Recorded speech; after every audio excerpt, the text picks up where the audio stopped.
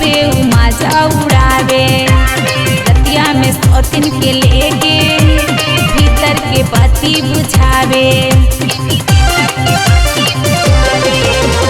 दिन भर ऑफिस में जाके खूबे मजा उड़ावे।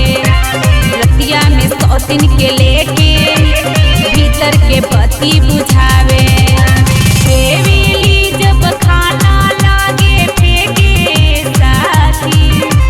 फेवेली जब खाना लागे फेंके साथी।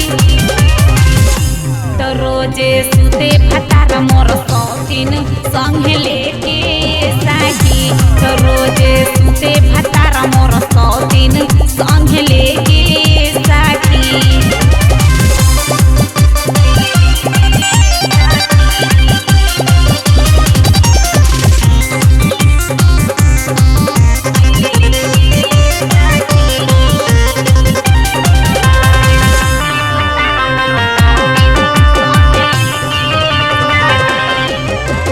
गाजर पाउडर लिपस्टिक रही उ हरदम लगैले। बोले के मीठी मीठी बोलिया पीवा के हमर फसैले।